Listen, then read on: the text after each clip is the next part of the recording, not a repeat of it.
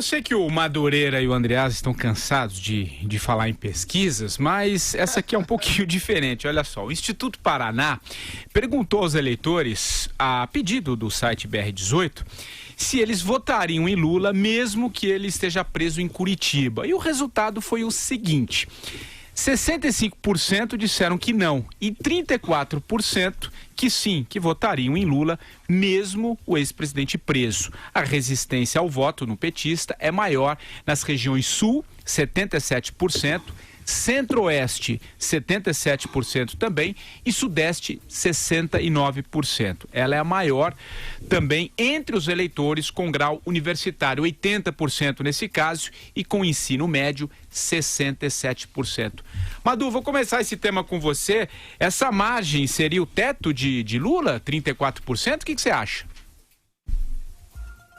Eu acho que as pesquisas, as outras, né, que dão o voto cristalizado no candidato do PT, por hora, o Lula, em ordem de grandeza em torno de 30%, 30 e poucos por cento. Eu acho que é isso. Esses números aí, eles corroboram, eles confirmam as pesquisas anteriores, que você tem aí a quantidade, digamos assim, de devotos, né, do pai Lula, do padrinho Lula, em torno de 30% do eleitorado. O que é bom de sublinhar é que aí não vai nenhum juízo de valor, né, nenhum preconceito, mas é uma constatação que, infelizmente, a maior parte desse contingente são pessoas que, infelizmente, tiveram menos acesso à informação, à educação, vivem em condições em condições piores, né? Enfim, tem um handicap muito grande, né, contra si.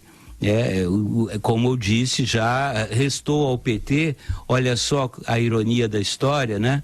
Que coisa curiosa, o voto dos grotões, aquele que era dos coronéis da enxada, né? Do coronel enxada e voto, aquele clássico da literatura brasileira, restou ao PT o atraso, né? Aliás, o atraso de onde ele nunca saiu. Vera. Olha, nesse caso, eu acho que essa pesquisa traz algumas respostas alvissareiras, Patrick. Porque quando você vê que 80% daqueles que têm nível superior rechaçam essa possibilidade bizarra de se votar em alguém preso, e o mesmo vale para regiões mais adensadas, mais urbanas, sul, sudeste, etc. Esse é o caminho da formação de opinião, né? Começa nos grandes centros, começa entre os mais escolarizados e se espraia para o eleitorado em geral. Então eu acho que mostra assim um teto para essa estratégia do Lula, que se dá no teto, no limite, nessa margem de 30%. Nunca essa transferência vai ser 100% pelas razões que a gente vem falando aqui há alguns dias e das quais eu tô cada vez mais convicta.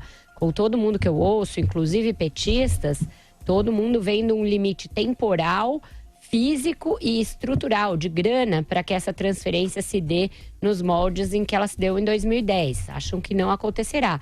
Eu acho que o próprio fato de PT e PSDB começarem a cogitar uma aliança no segundo turno, e a gente vai falar disso depois, já demonstra que esses partidos não têm mais tanta certeza na polarização entre eles no eventual segundo turno.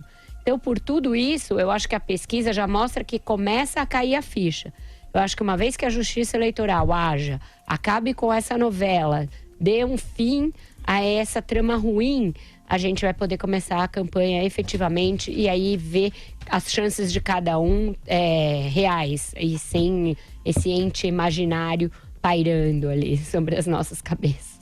Ô Carlos Andreas, eu deixei você por último, porque talvez aqui dos integrantes da bancada é o que mais fala um pouco dessa transferência, né, dessa possibilidade de transferência do ex-presidente Lula pro cavalo, que no caso, aí, como você trata o Fernando Haddad, seria o Jacques Wagner, enfim. Como é que você analisa essa pesquisa? Qual a leitura que você faz? E se você vê essa margem mesmo de transferência ou não dá para saber ainda? O que você acha? Patrick Santos, a pesquisa não traz novidade. É possível fazer a leitura inversa, espantosa, né? Considerando o fato de que o fantasma Lula, infelizmente, pairará por todo o processo eleitoral até o final. Isso me parece incontornável, com maior ou menor intensidade. 60 e tantos % não votariam num preso, no Lula preso. Mas 30 e tantos sim. Esse é o ponto em que eu insisto. É o que as pesquisas mostram, as pesquisas de intenção de voto. De modo geral, o Lula preso há 100 e tantos dias com algo como 30% de intenção de votos. Desses 30%, as pesquisas também indicam que 2/3 votariam naquele indicado pelo Lula, uma vez impossibilitado formalmente de concorrer.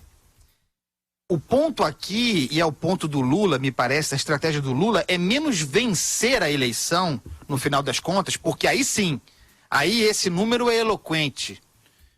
E eu nunca disse aqui que acreditava na vitória do Fernando Haddad numa corrida presidencial, mesmo do Lula ou de quem quer que seja.